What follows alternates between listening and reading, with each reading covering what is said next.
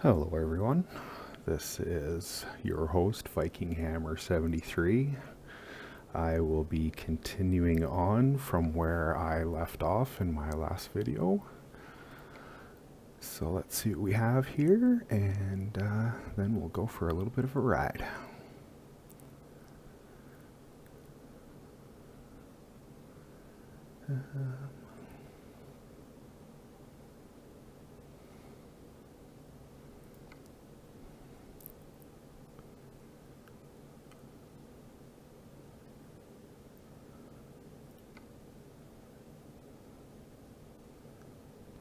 Now let's take this 9900i for a drive.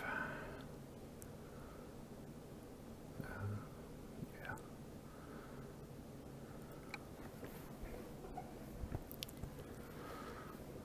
The other day, or in my last video too, I kind of found out that I had some input issues with my high-low range selector and my overdrive switch. I got that all solved now, so hopefully that alleviates some of the look like misshifts, etc. Let's just set our seat up here a little bit so I can see that driver's side mirror at least. Wow, you gotta go way back to see that.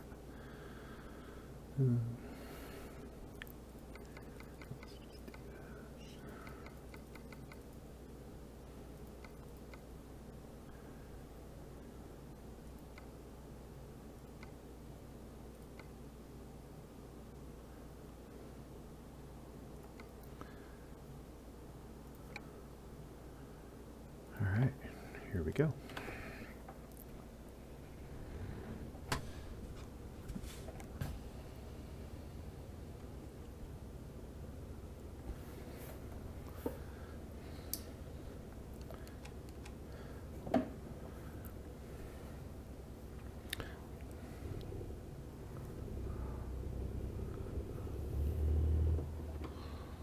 Well, it sounds pretty beastie for international.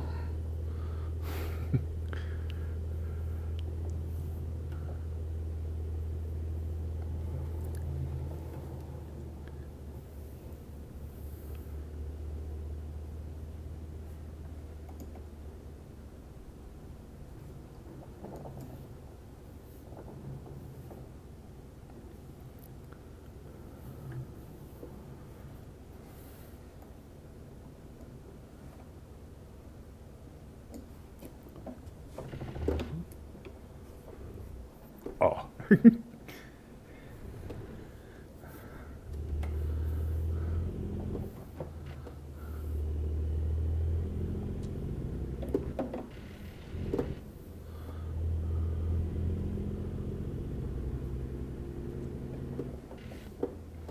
Hope everybody's having a good day today.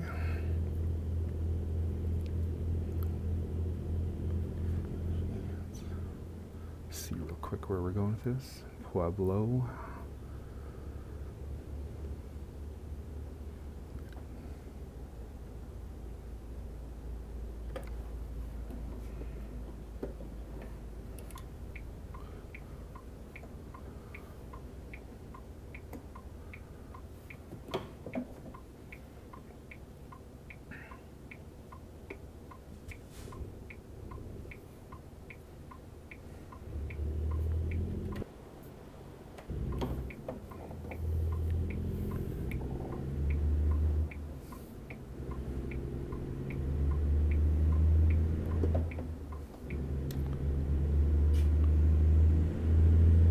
Oh, that truck must have just come up out of nowhere.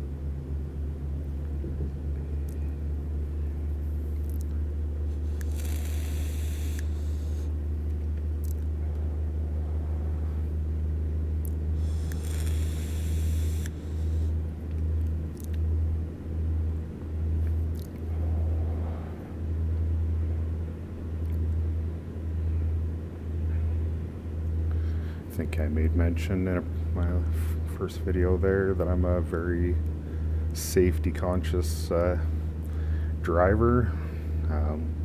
Basically gotta keep my head on a swivel when I'm out on the road, as yeah, you never know what the other person, what they got going on in life, or whichever. You know, especially driving a big rig like this, you always have to be paying attention, because yeah, things can change in a heartbeat. A person could be 10 car lengths ahead of you, and next thing they know, they're dead stopped in the middle of the highway. And yeah, you have to keep your wits about you and your eyes on the road so that you can make lane changes or whatever to avoid situations. Being a driver is not the easiest job in the world, for sure. There's a lot of people who think it looks easy, but honestly don't know what we as drivers put up with on a daily basis. Besides just driving these big shiny trucks for the most part down the road, like, there's so much involved in being a trucker. You got to be good at math and, you know, doing book work, stuff like that. Back in the older days, everything was done via paper logbook, and not like in today's world where it's all electronic logs. So yeah, drivers back in the day, they had a lot on their plate on a daily basis. So yeah, it's just, we're out here trying to drive the best of our ability and keep everyone safe around us. So yeah, I don't like to speed. Don't like tailgating. Stuff like that. I always try and leave absolute minimum distance between me and the next guy. But a lot of four-wheelers love to take advantage of that space. They see you leaving space behind someone else, and they will just drop right in there and take that away from you. Like, I'm getting a little distracted there while talking.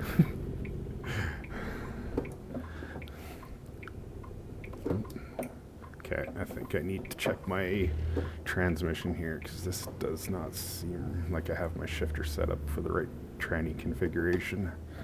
1 second.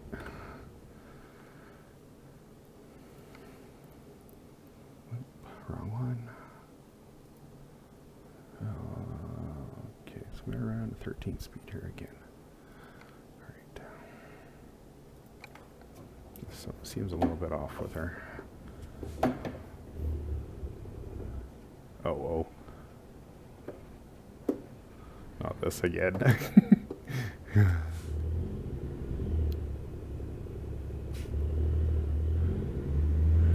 Hill starts suck.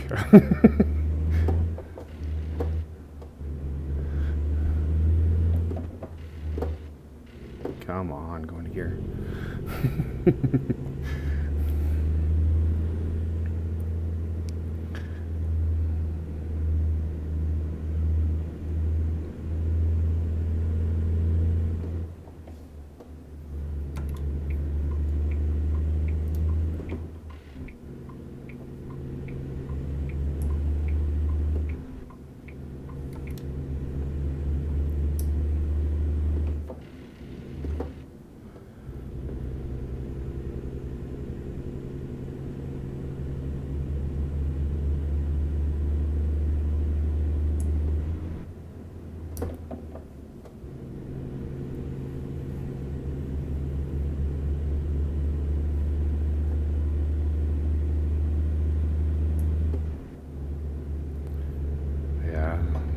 Loved being a long hauler. Pretty much considered myself a paid tourist. Got to see so many beautiful sights over my 15 years of long hauling.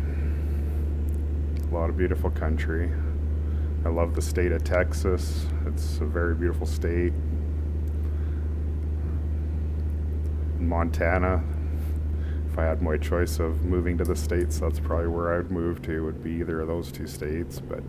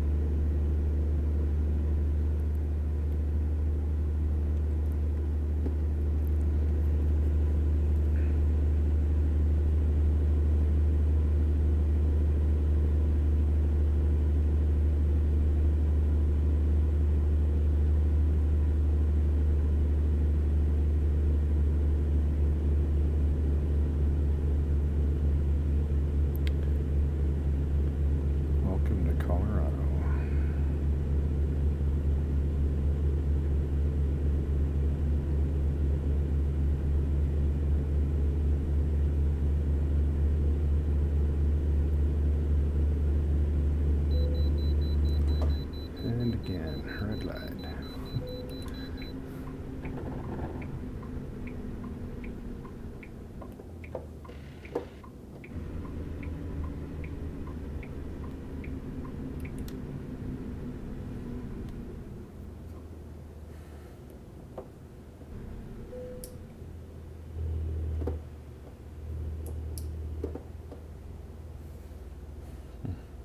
For some reason, it's still not completely registering my switch inputs.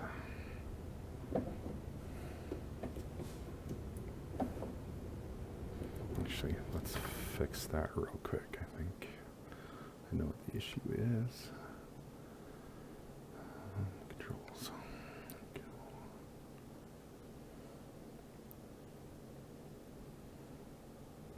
Sorry about this, guys. There we go. That is not checked. That's my bad.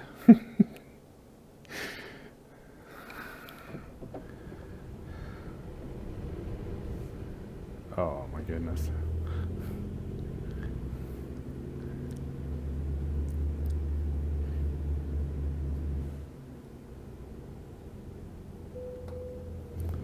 £77,800.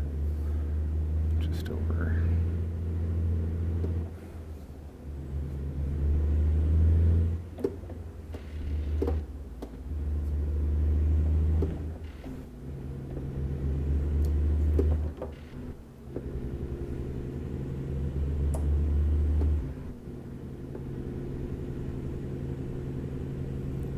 Now it's working right.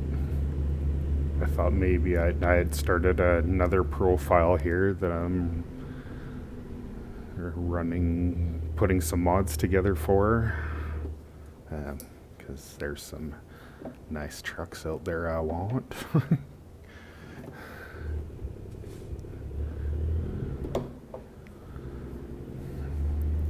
And I know I had checked that button in that modded profile, and kind of thought it would have carried over to this one, but apparently not. So hopefully we have everything working right now.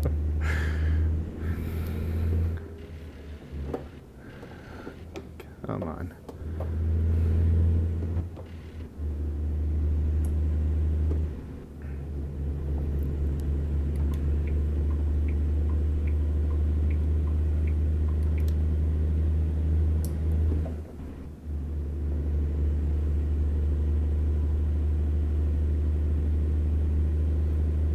Checking that box there, and with the shifter makes a big deal, or big difference, sorry. It's nice that I can actually pre-select my gears just like I would if I was in my real truck.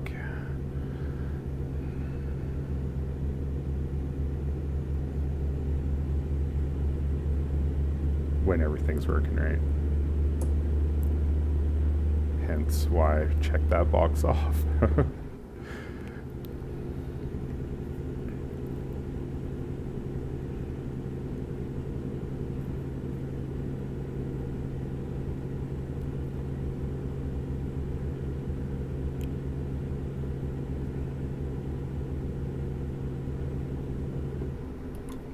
here.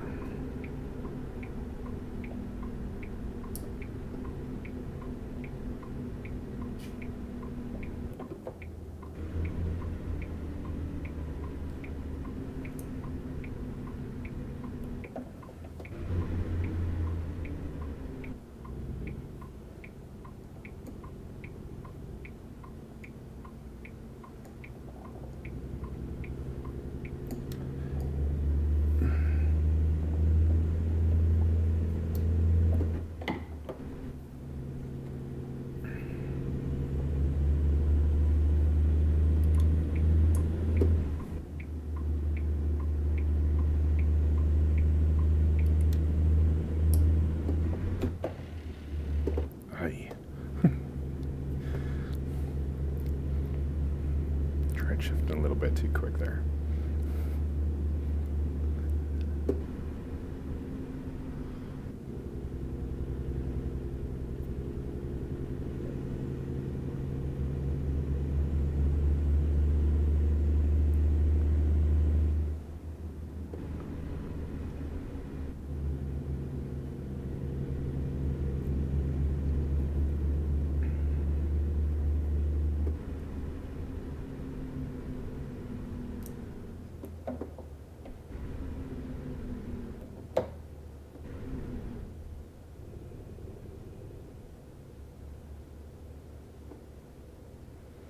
I usually like to, for the most part, try and roll up to stop signs or mainly stop lights, but as slow as possible, because sometimes it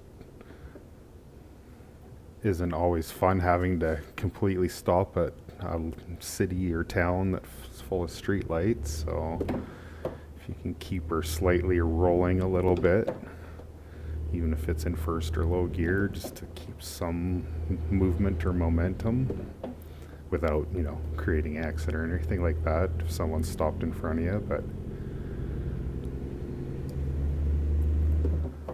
I always like to try and, for the most part, keep my wheels turning.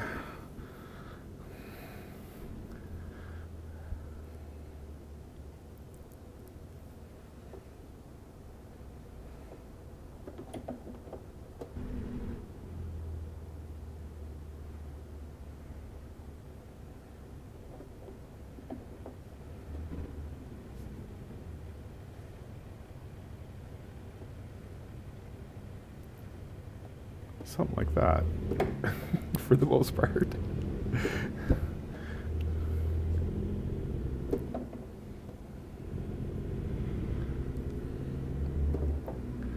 It's a little bit harder to do in-game here, but I'm going to make a very valiant attempt to, once I get a little bit better at this, simulate exactly how I would shift. It's a method most truckers have heard of called progressive shifting, where you don't max your RPMs out every time. You slowly, each gear you shift, you build a little bit more RPM per gear. It helps prolong the engine. Oh my goodness. Oh, sorry there, guy. I honestly didn't mean to do that. Not used to driving these international trucks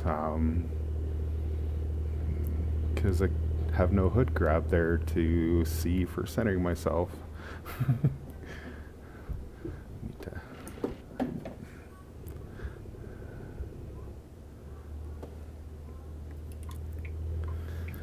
Sorry, Mr. Bus Driver.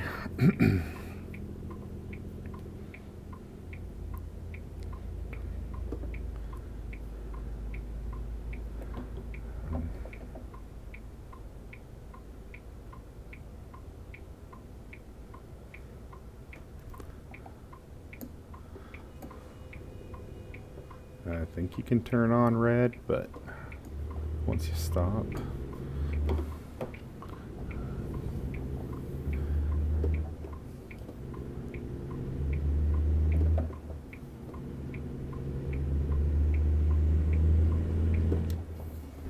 But yeah, as far as the progressive shifting, just some of the techniques I used to use while driving my own, especially my own semi down the road, but I incorporated that into company trucks that I drove too. I always looked at it that in the sense that I treat my trucks, whether they were company owned trucks or personally owned, that I treated it as if I owned the vehicle and I was the one responsible for making all the payments and repairs, paying all those expenses out, fuel insurance. So I incorporated things into my driving skills or techniques to prolong the longevity. Wow, he's pulled out far and that white car's squeezing me. Had a little close encounter of the third kind there. But yeah, in just in an effort to prolong the longevity. Guys, another guy doing it here. Hey, that's tight. The longevity of my truck and to keep my operating expenses down. So I was very key with doing preventative maintenance on my trucks or company trucks, which was something the companies that I worked for appreciated very much, seeing that they had a guy who treated it like his own and took the utmost care of the equipment he ran. And yeah, just basically an effort to, do this the cheapest way out on the road and to have my truck last as long as it possibly could. Even my last Peterbilt that I owned, when I unfortunately had to give it up due to certain reasons, but yeah, I ended up having to sell off all my stuff, not by choice. But the last truck that I personally drove and owned, I had 1.8 million kilometers on it, which is just over 1 million miles. And we pulled the engine pan off to check the bearings on the crankshaft and whatnot, and which I had done twice throughout the process of that truck. I did it at 800,000 kilometers, and then again at just over 1.6 million or kilometers or 1 million miles. And I had next to zero bearing wear, so we never had to roll the bearings or... Come on, why are you not going into first? There we go, or low. So yeah, that's just things that I did to, like I say, to prolong the longevity of the equipment that I owned and or operated.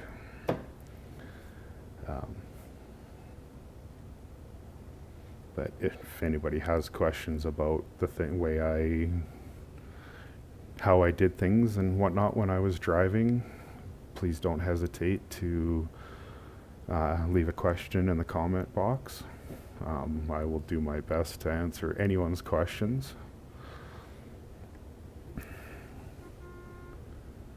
And I try to get back to everyone's comments as well within a respectable amount of time. What do you have going on up here?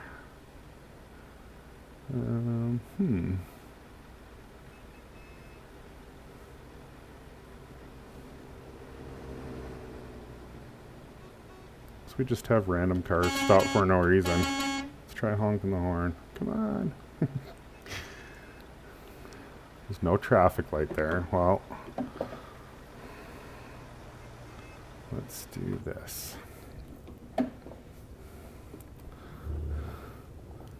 Seeing as how nobody knows what they want to do. Oh, geez. What they want to do up here.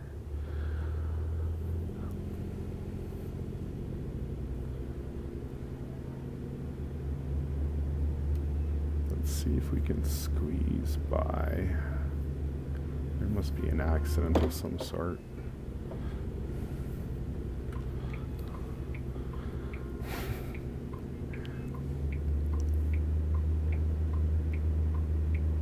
Oh, there's absolutely nothing going on here which should disrupt the flow of traffic.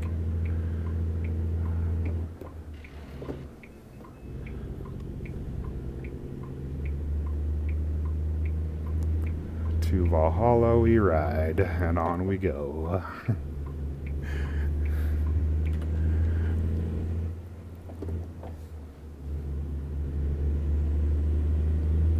In real life, I would never have done something like that. I would have waited it out. Even though it would have went against my driving time, etc. But yeah, still would have waited that out regardless in real life.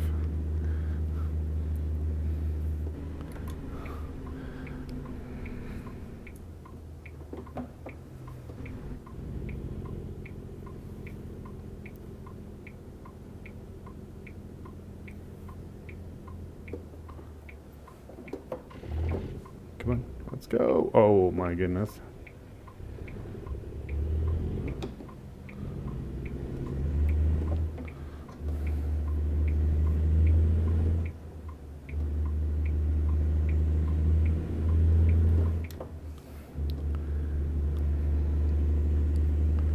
I almost, in a sense, feel like I'm almost relearning how to drive playing this game, but man, do I ever love it.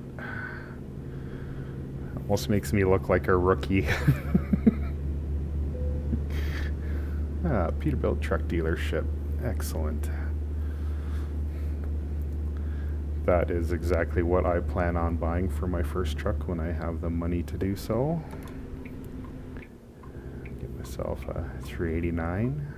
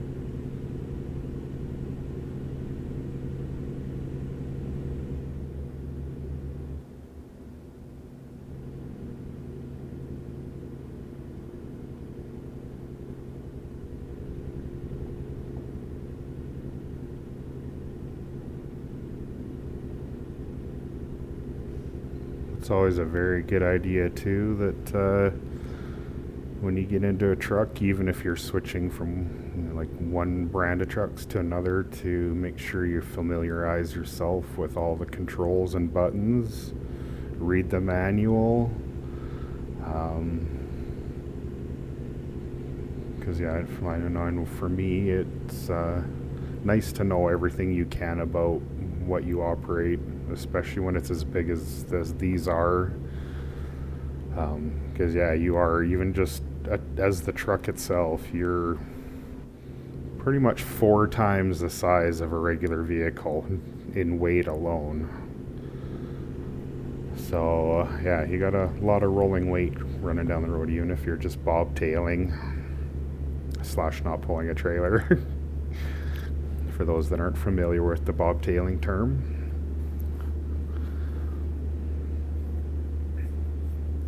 But yeah, you want to know where all your buttons are, like especially cruise and Jake switches and stuff like that, because sometimes if you get put into an emergency situation, you need to know where those switches are at, like almost at memory, muscle memory is the word I was looking for, via muscle memory, so that yeah, you can just reach over without even looking and you know what switch you're hitting.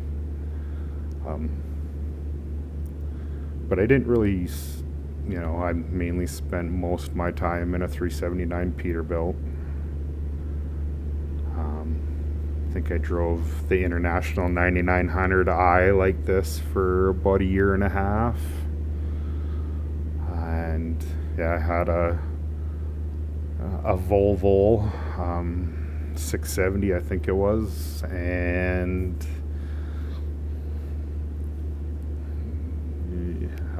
I don't really want to say anything bad about that truck, but I would never ever want another one again in my life. That's my own personal opinion. We're all entitled to that.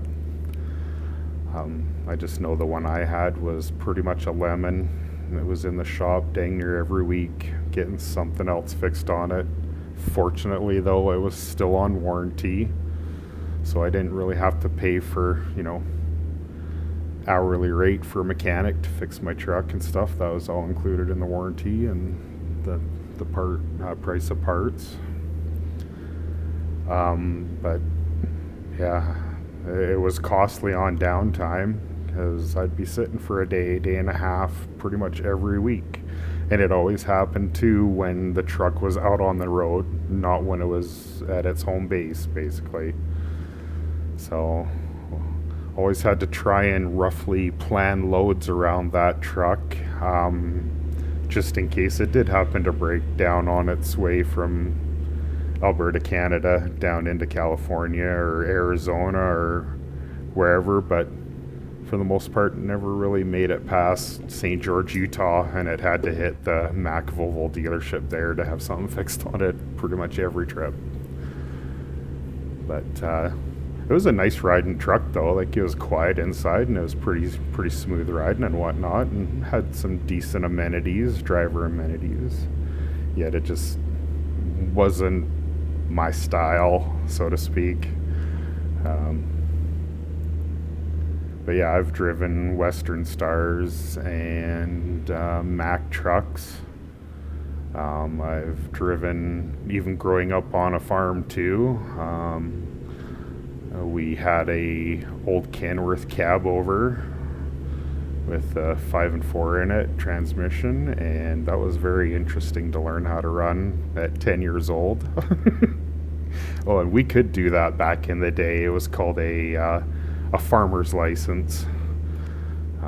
So yeah, even at 10 years old was pretty much when I got my start in driving truck, in like combinations like these. But mainly what I would do was haul bales from, like, hay bales, straw bales from the ranch and whatnot that we were on, and would drive that stuff, as well as hauling pulling grain trailers and hauling those kinds of products as well. Oh, we got ourselves a little kerfuffle here, and oh, Mr. Policeman, oh gee, tried to drive into me. But yeah, back then, at 10 years old, I was able to drive a 5-axle truck and trailer combination. What do we got? Oh, stop sign. All right. 45 miles into town and deliver the products that we grew on the farm / ranch. So I'm almost 50 now, like very close. So yeah, I've had almost 40 years of trucking experience. I have also I'm not sure why I pulled in there, but anyways. Oops. Distracted driving and talking. So yeah, I've almost been driving a truck for close to 40 years altogether. I have had some experience as well running heavy equipment, mainly excavators, big track excavators. Those are very fun to run, but they take a lot of concentration. But yeah, not to get off topic of trucking anyways. So yeah, I've been doing this for quite a while, and I guess that's one of the biggest reasons why I had to buy this game, was because I've missed truck driving so much, and this is a way to get my fix, I guess, for that.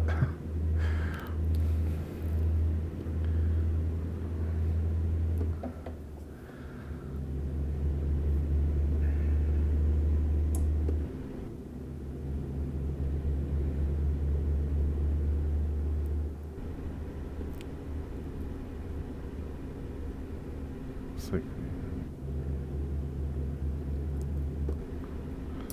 45 mile an hour zone, going downhill.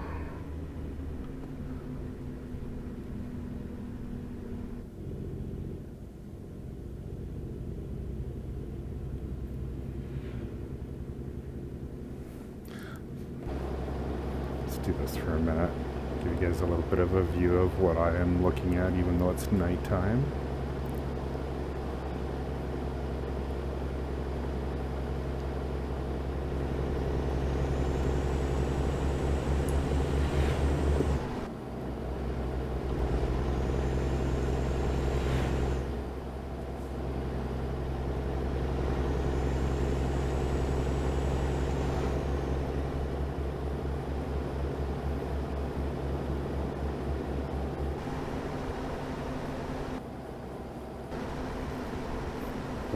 Turn left here, so might as well stay in that left-hand lane.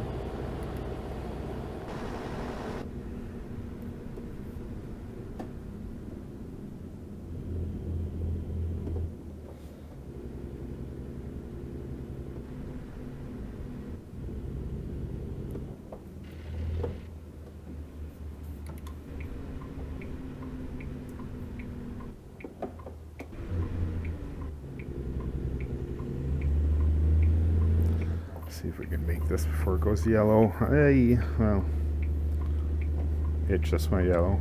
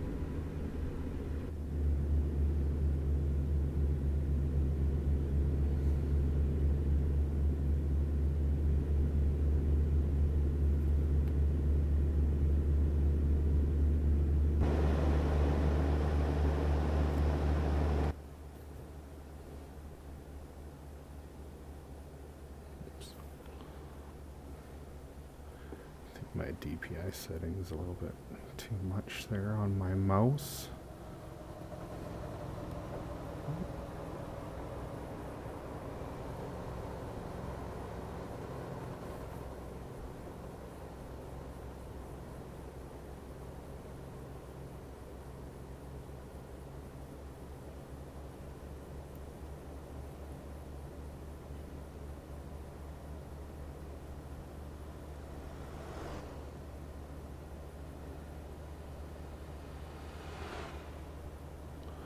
That's a beautiful view. Okay.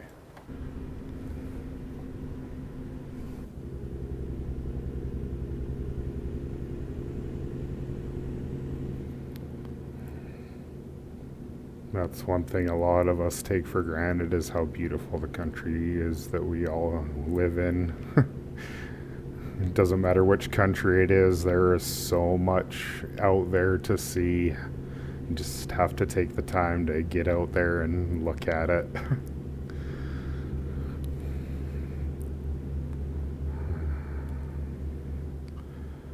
I think I probably have over 10,000 pictures, and I kind of wish I had had video footage of some of the places that I've driven through and seen over the years of my over-the-road experience.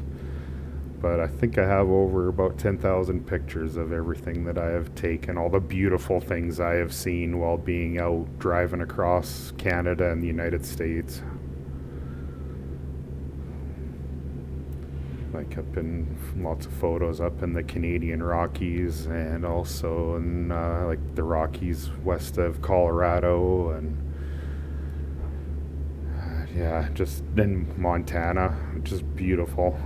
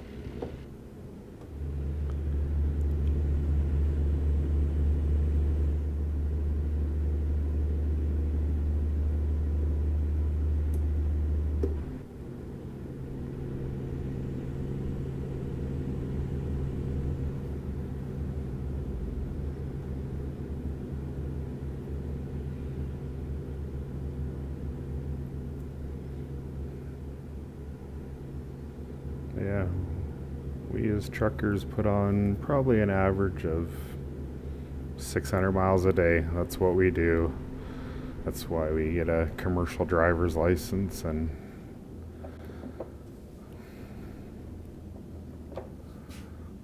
come out and deliver products that we all need.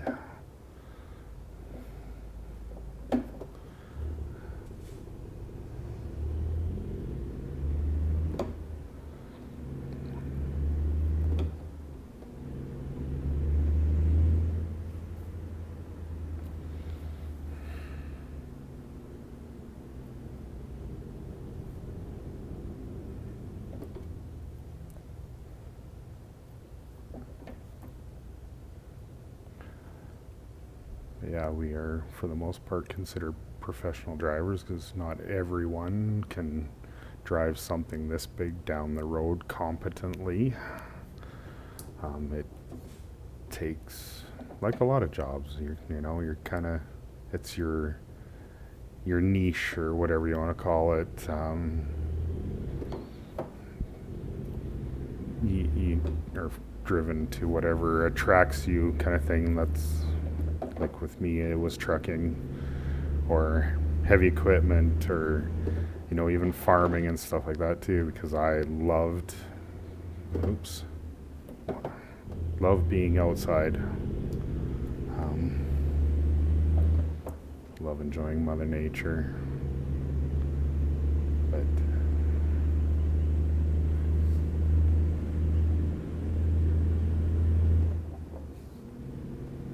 could never be trapped in an office. I'd probably go stir crazy.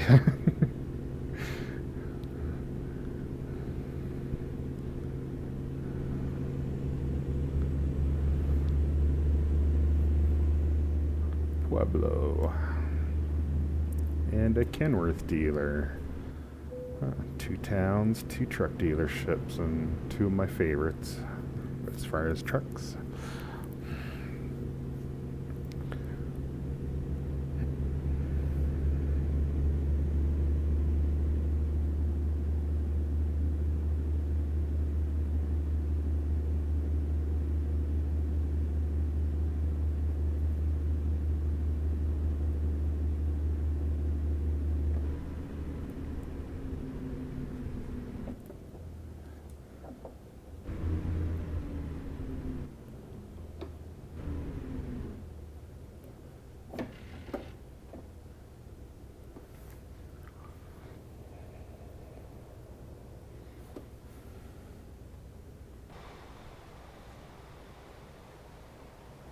A little bit of the town from this perspective.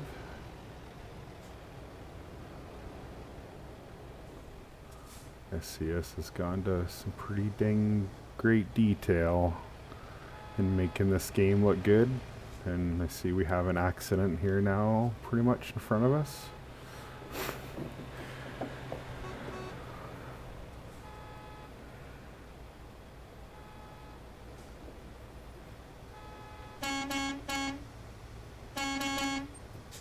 They're gonna wait till the light goes green again for them before they move.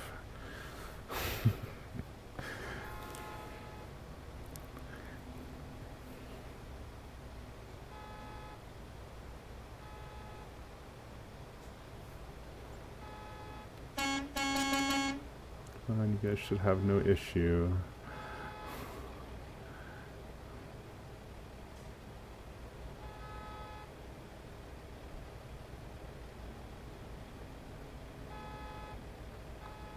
Okay, well, oh my goodness.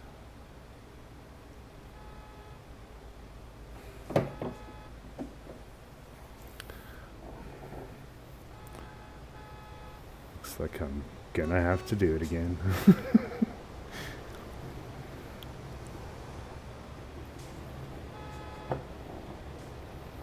Pardon me, coming through. Nothing to see here.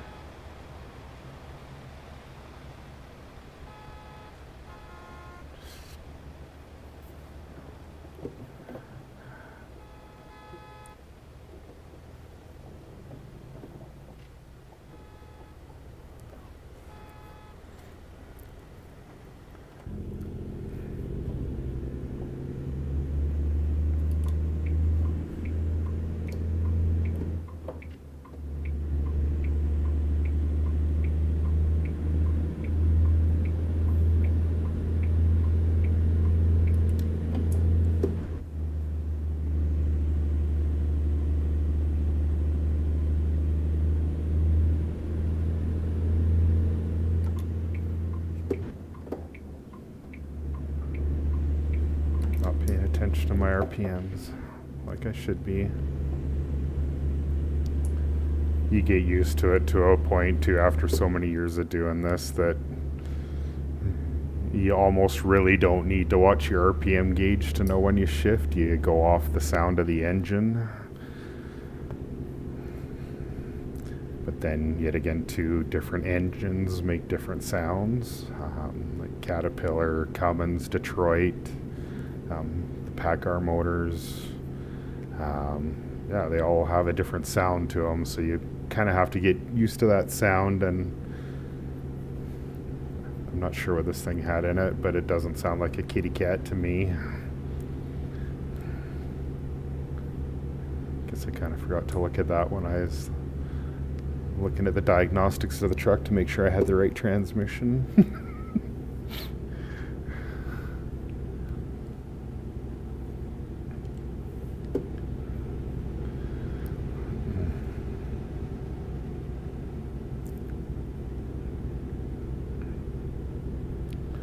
Almost to our destination. Oop.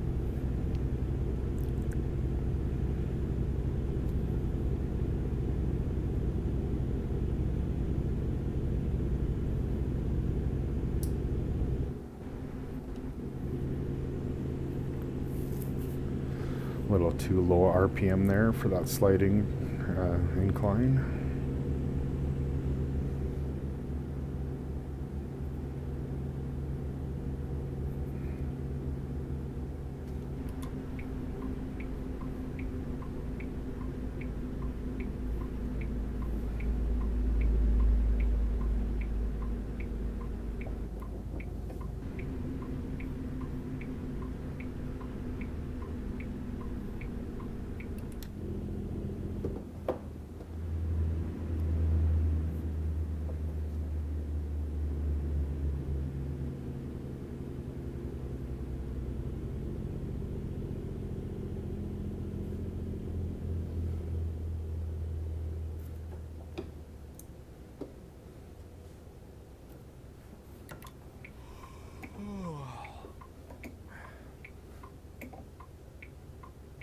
Yeah.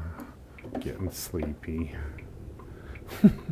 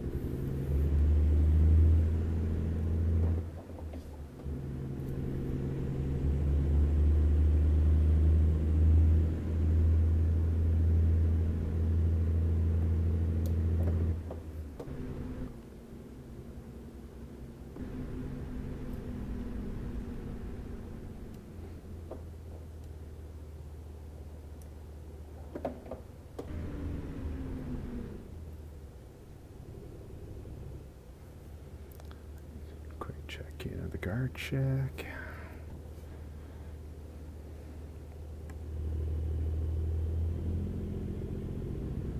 Not that it looked like anybody was there.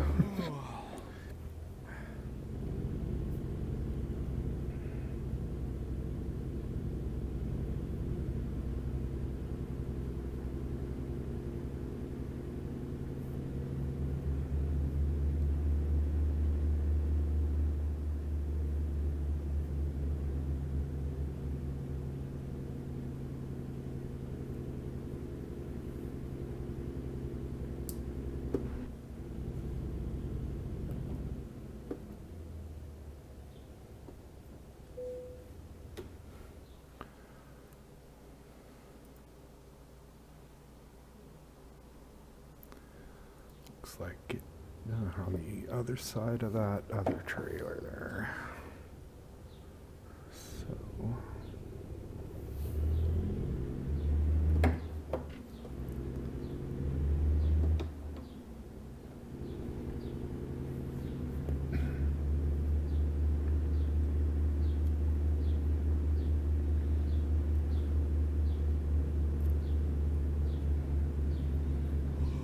pretty much have to fully get turned around here for this setup.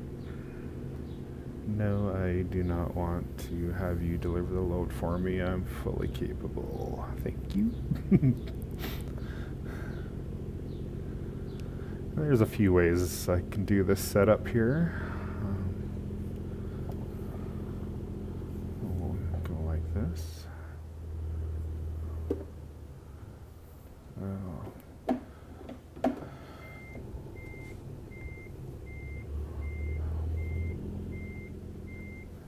I like to have a little bit of a challenge, so this might be one of those moments.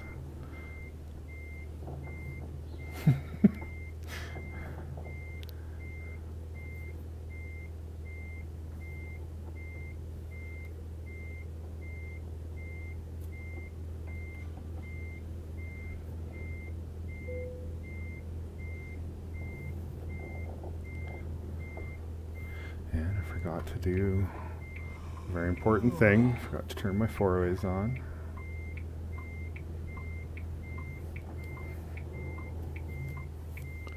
Let's see before we lose sight of the trailer. Did I get too far away? I don't want to do this, but I'll have a quick peek. Oh. Yeah, all good.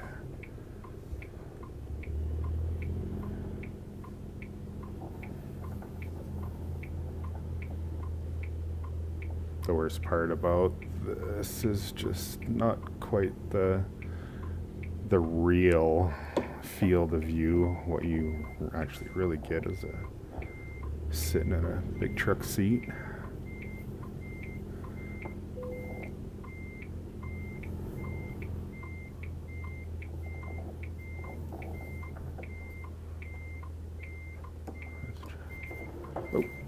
Oh, yeah, I'm gonna overdo it,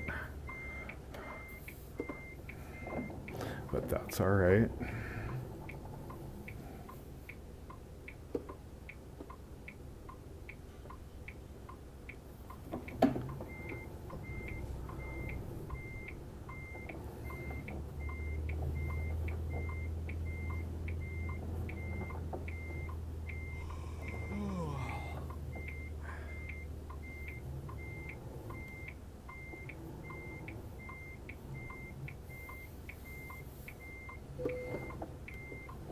Look at that. We have arrived.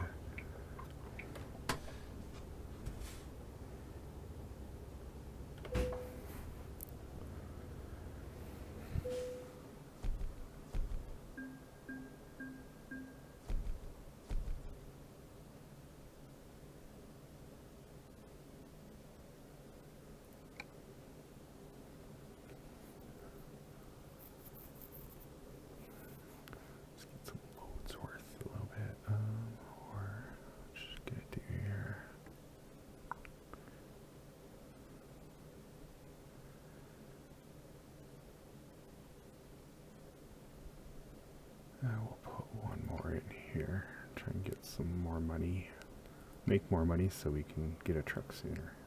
Let's see what our mail has to say. Oh yeah, the banks are always willing to lend you some money, for the most part. We'll do one more little load here, see what we have now.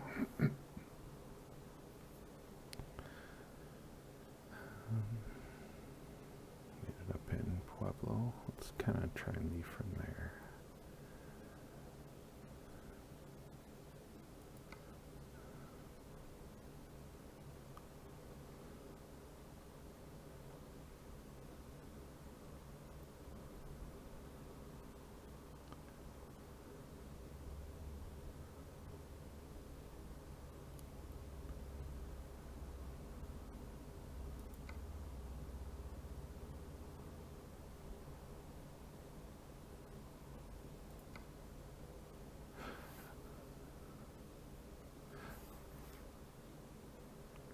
Yeah, we'll do this one here. Looks like a good little job.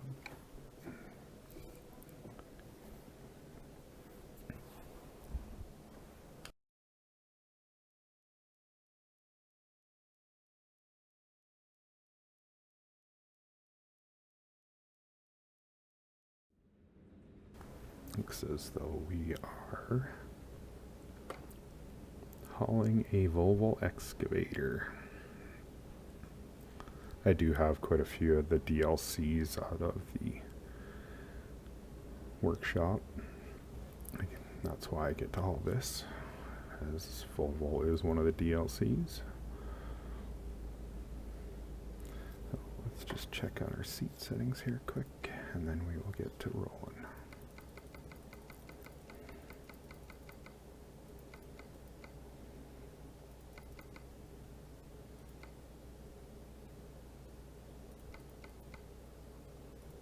Remember, just got to be able to see that hook grab. Okay, that's good enough for now. Happy with that. Oh yeah, better before we roll out of here too. Just check, do a quick diagnostics. We are running an 18 speed now, so I need to quickly change my shifter configuration. Oops. 18 speed. There we go. Make sure everything's still set the same. Yep. All right, let's get to driving.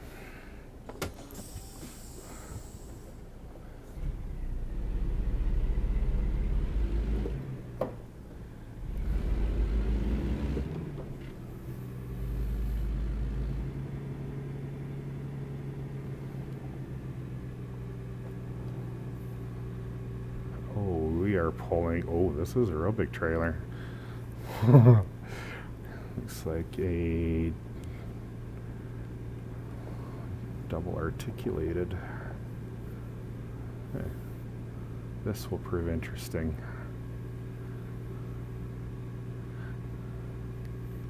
I have pulled a setup like this in real life though.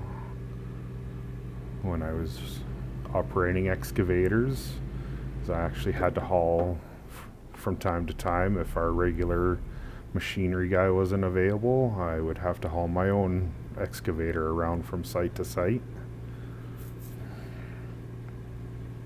And this is basically what we pulled it on. It's a pretty big machine.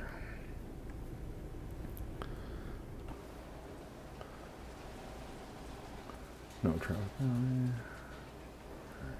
Alright. Actually, let's keep it in that view for now. Hey, guy.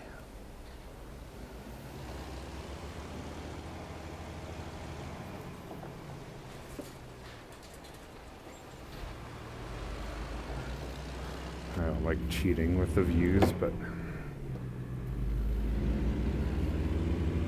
sometimes it just makes it that much easier to see.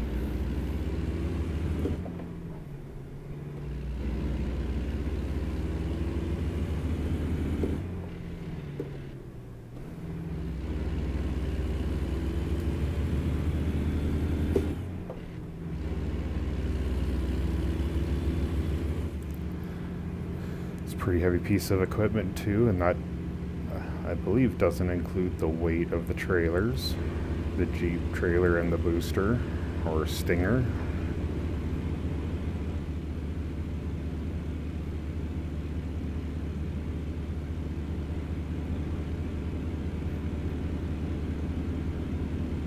I'd say overall we're probably, for my estimations, running up around the 100,000 pound GVW range right now with this setup.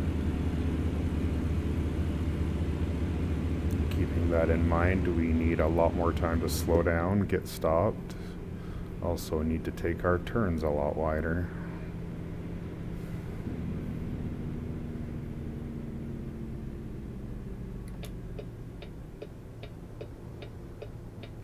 Because we are a lot longer.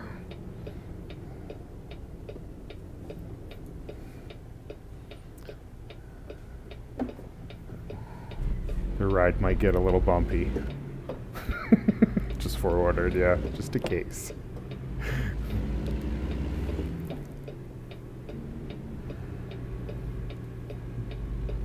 Yeah, stay there. Oh, it's a tight street.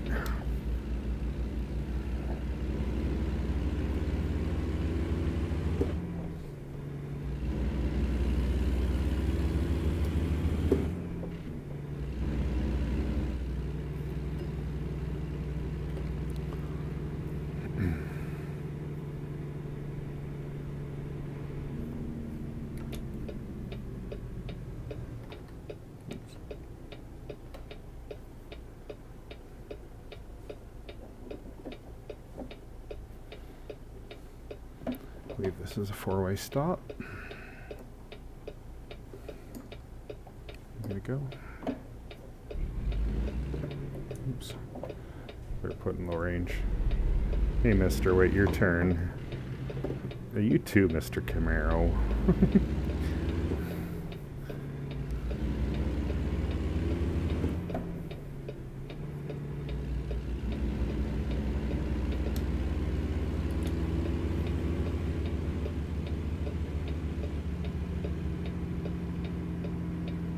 This we definitely want to swing wide. Turning from a short lane to another short lane. Definitely got to give yourself room to get around that corner so you don't take out any light poles, street signs, anything.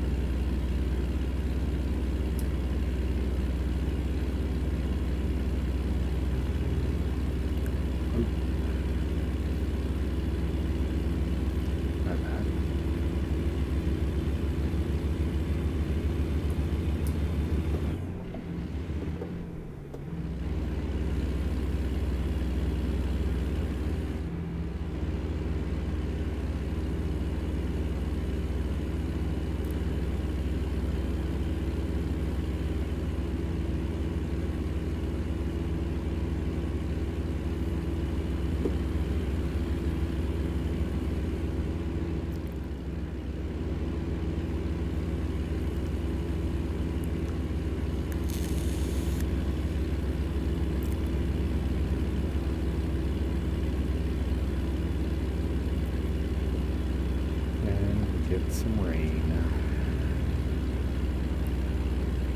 That looks like it's a nice sunny day, but that can happen in real life too.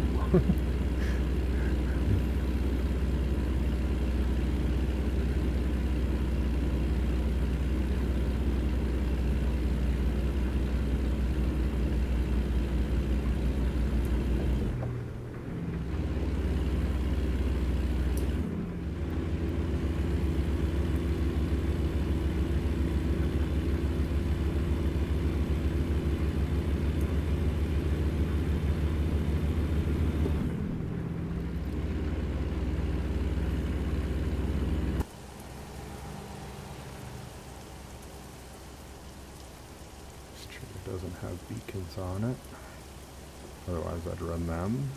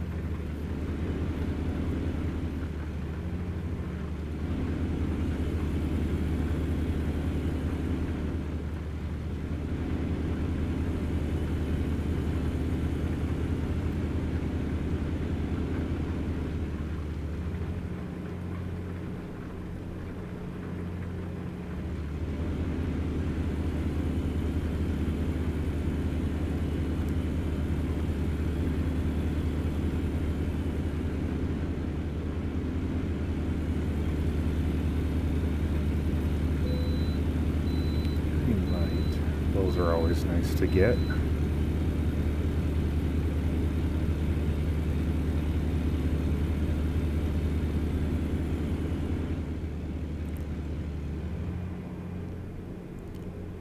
When I last started driving truck, the company that I had my truck leased onto, they ran the transponder or pre-clearance for Skillz.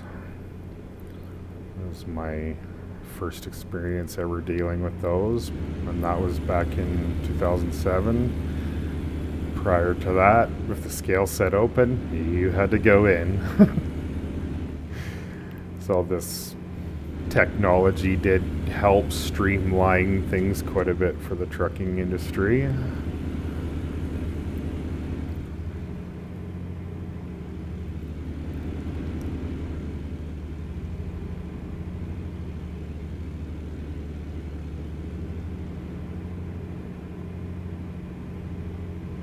Yeah, we used to have some funny sayings for the scale houses. Like if the scale was closed, we basically would say for the letters of the word, chickens loose on scale, entry denied. And I won't repeat the other one. Oh, we got traffic stopping up here. Oh, must be a little accident or something. Oh yeah, we are detouring. Thank you for stopping dead in the tracks like that.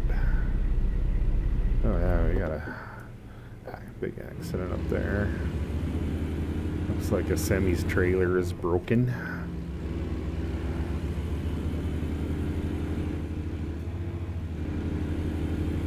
I will detour a little bit. I want to try getting around with this big of a trailer.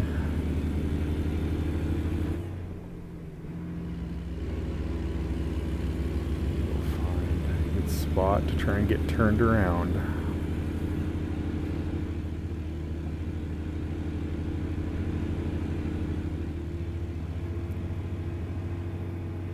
Let's blow this map up a little bit. And it basically wants us to go right out the same way, so let's look for other options. I'm just going to bring up this other little map. Turn there, but I think I will go a little further up here and get turned around if possible. Or we might be taking a little bit longer trip. Yeah, that route puts me right back out on the interstate and right involved with that accident.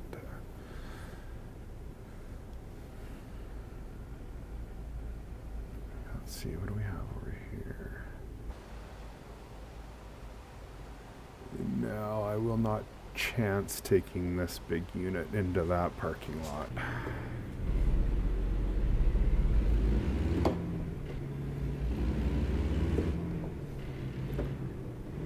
Quite a bit of room to properly turn these around.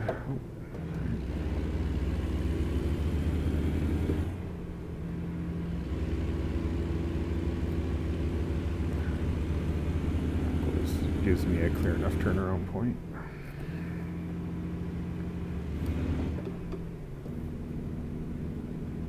No, close to the curb.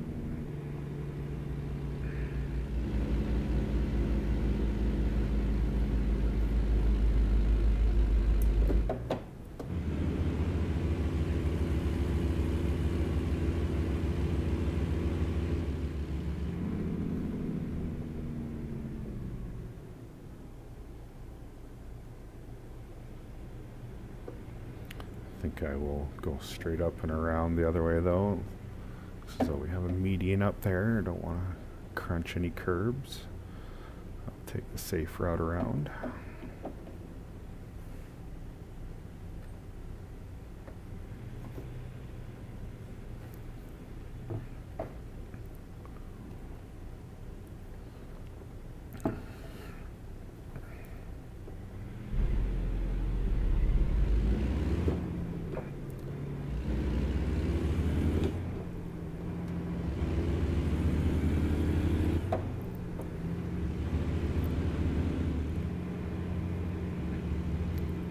using the double lane method to get around this corner.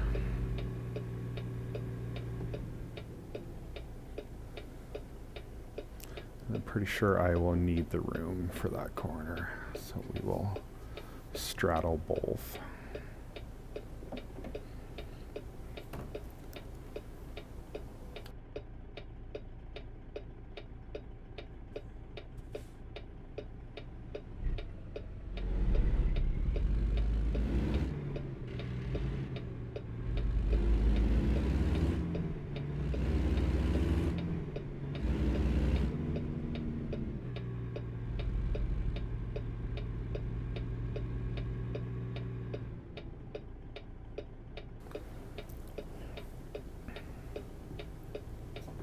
Oh, you take advantage of my trying to make some space to properly negotiate this corner. Thank you.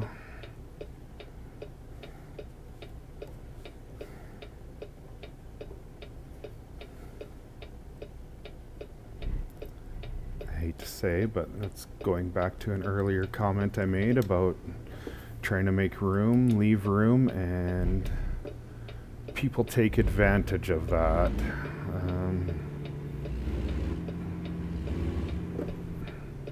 Come on, you guys. Okay, wow. Goodness. You really messed this up for me.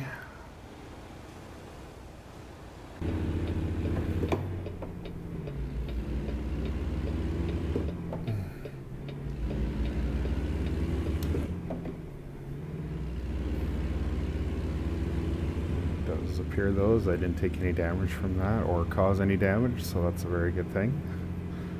I somewhat safely negotiated that. Even though, going back to an earlier comment, it's just been my observations that yeah, you give yourself extra room so that you can properly negotiate turns, etc. And you get an impatient person driving a vehicle, and they will take advantage of that situation and take that extra space you give yourself away from you. It's happened to me on many, many occasions, and it does get a little frustrating from time to time, but it is all a part of what us as truckers deal with out here on a daily basis, because people get into far too much of a rush sometimes. My theory is it's always, or saying I should say is, or maybe I adopted it too, but it's better to arrive alive than be dead on time. We all have places to go, but we need to do so to the best and safest of our abilities so that everyone can make it home to their families as well.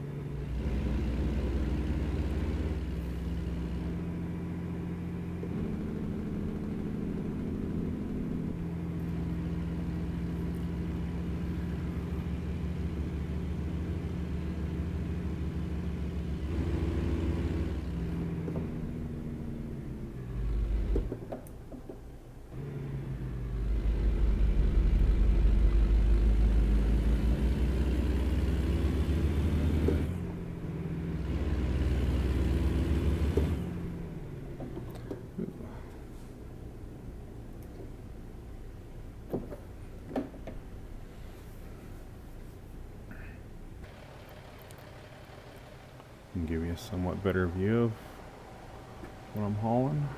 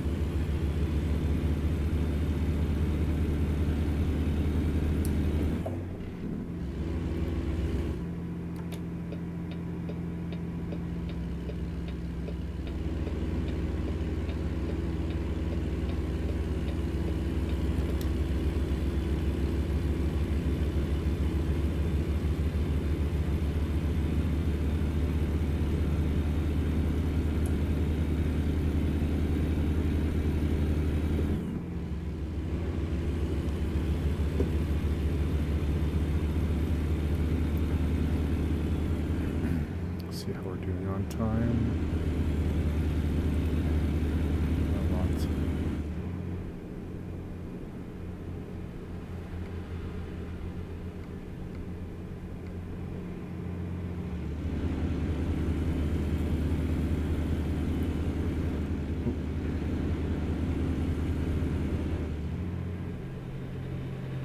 Go looking at my keyboard again.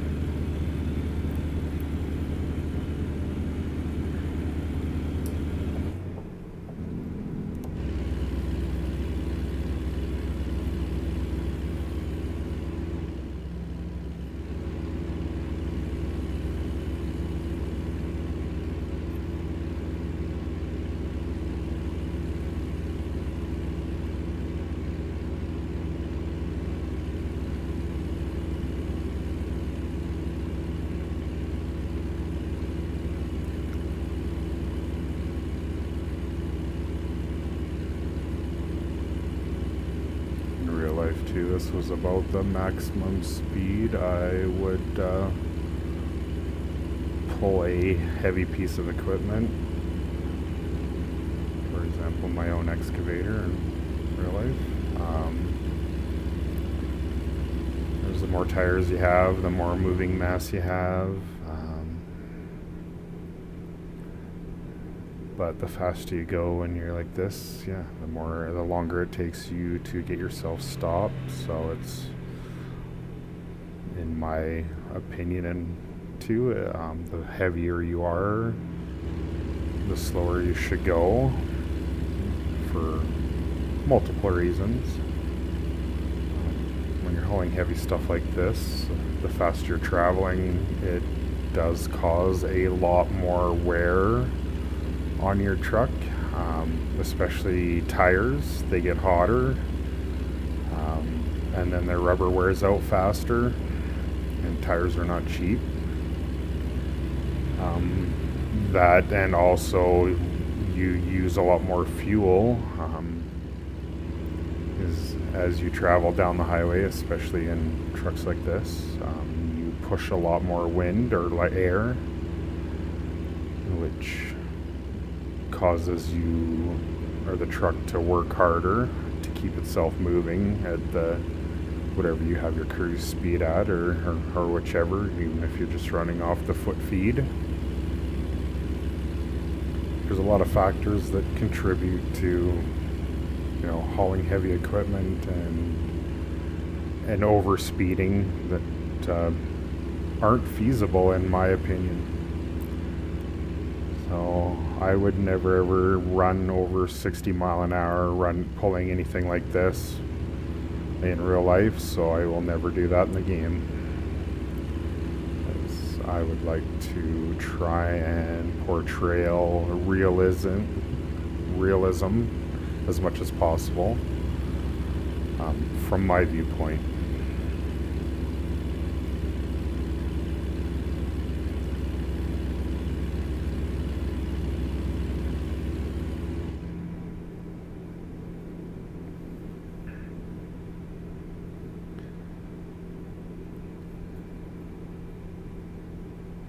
I don't have exact numbers, but I do know in the 15 years that I long hauled, I accumulated over 3 million kilometers.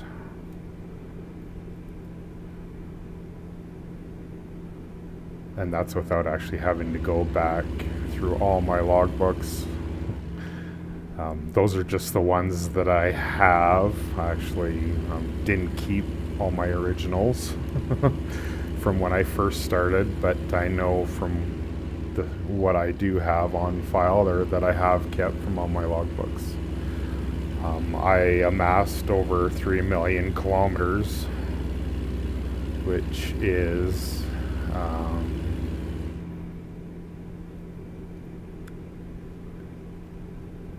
easily about 1.8 million miles, and never ever had an accident.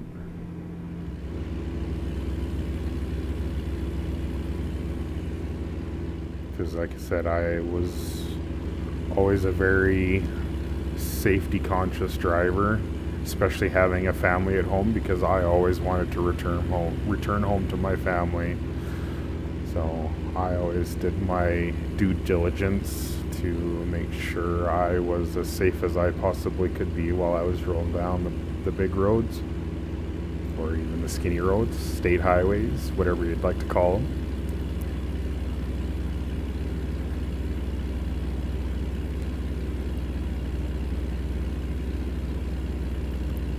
But yeah, like I said too, I've been doing this for a easy 30 years, easy.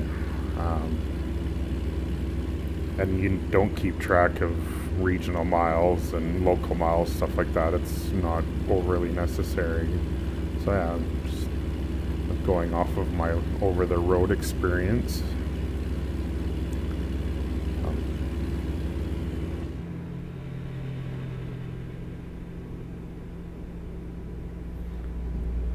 are you looking at here? Oh, crap. Dang it. I can take this and probably come back around. I should have been paying better attention there to my mini map. I'm sorry.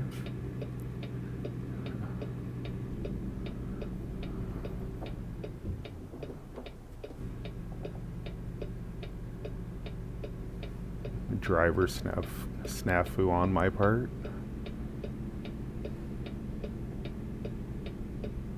But at least this is an easy fix without having to go way out of the way again.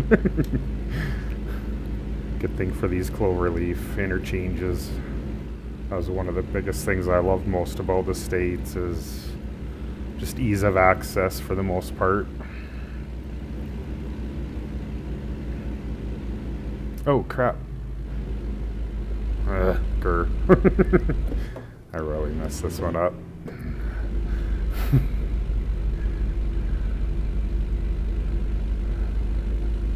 Oh well, we still have plenty of time to make the delivery.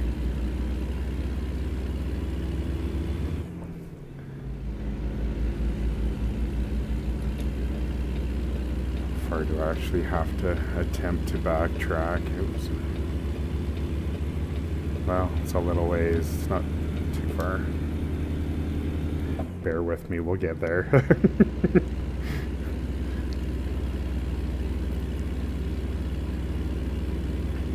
Guess maybe it'd help if I had my map GPS view out a little bit more.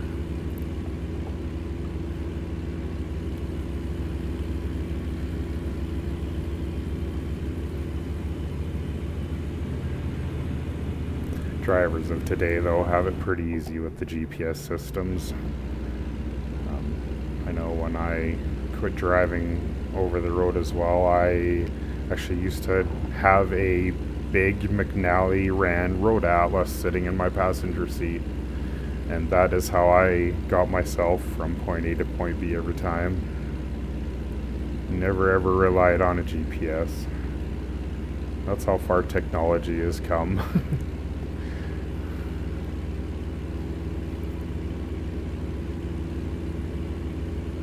But then, for as much of the States as I drove to, once I basically went to one place, I knew how to get there the rest of the time. If I ever had to go back there again. One of the things I was very good at is watching and knowing my surroundings, and like even just land markers and stuff like that, which is sometimes hard to do in big cities, big metropolitan areas, but I never ever seemed to have an issue once I'd been somewhere, so I rarely ever had to look at my atlas, especially when I was doing somewhat dedicated runs, going to the same place over and over again.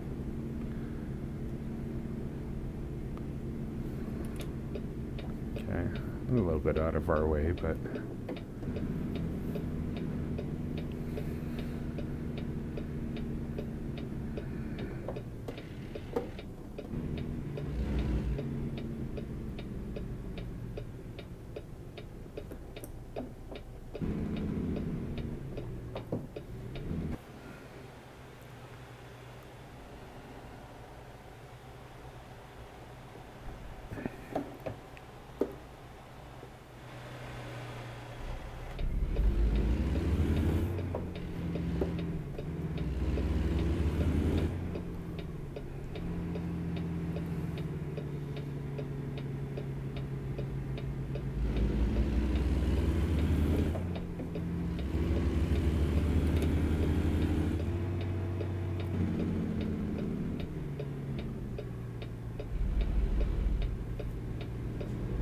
Please stay there, Mr. Freightliner guy.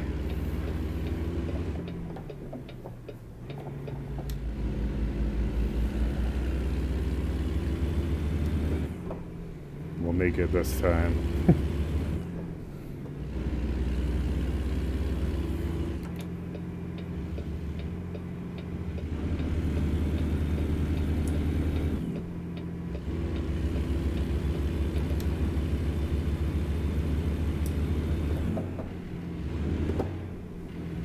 Oh, come on.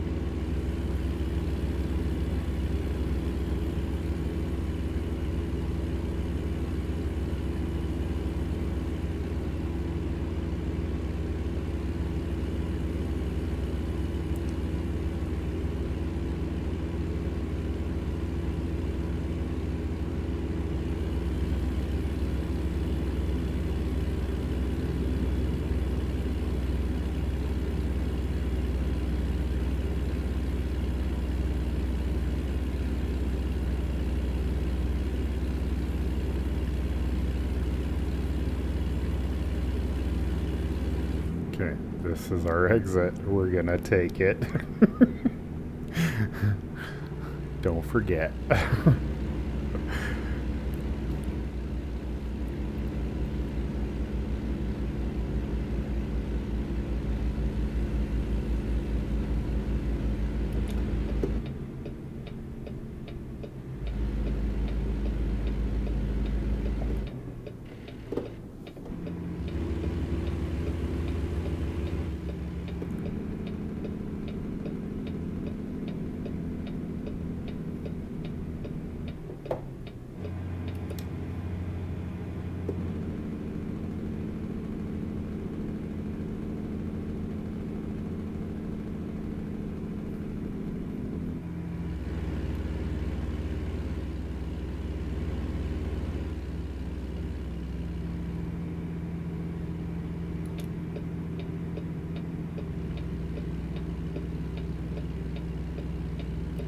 Land of enchantment.